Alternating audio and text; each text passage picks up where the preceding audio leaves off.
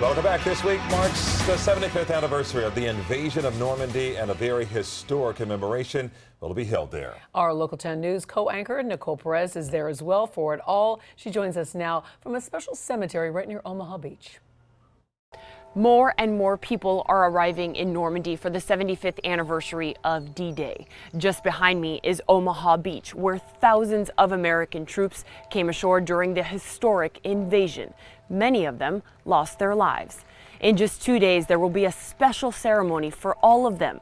Each gravestone will have an American flag and a French flag to honor their heroism. Overlooking Omaha Beach, what started as a temporary cemetery on the beach itself, the Normandy American Memorial Cemetery grew to be one of the most beautiful and historical sites on the coast of France. Oh, it's very emotional. It's my first time over here, and I get all choked up because I'm so tender-hearted, and I see all these boys that didn't come back, and it gets me. Harold Stevens from Florida, one of the few remaining D-Day survivors still able to make the trip to France to commemorate the 75th anniversary of the Normandy landings. With over 9,000 grave sites, the cemetery covers 172.5 acres.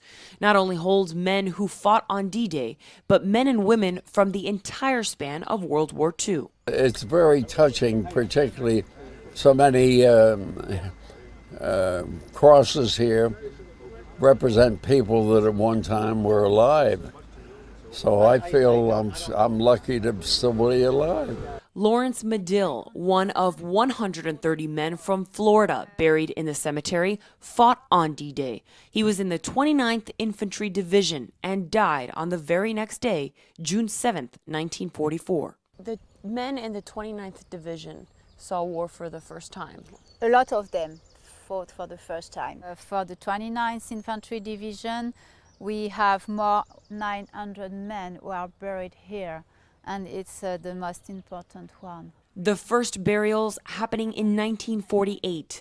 Families were given a choice to bring their veterans back home or to have them buried in Normandy. Out of the 9,388 grave sites in the cemetery, there are only 4 women.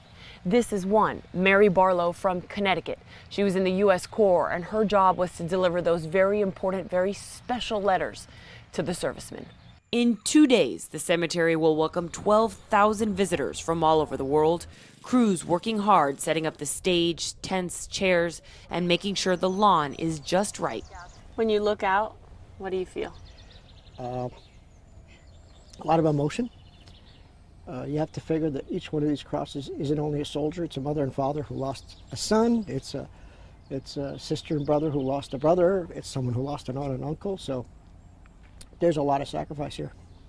All of the stories we've learned from these men and women have humbled us greatly. Our journey here is just beginning. Look for more live reports all throughout the week. In Normandy, I'm Nicole Perez, Local 10 News. All right, Nicole, thanks so much. So emotional. And stay with Local 10 for live reports from Normandy all this week.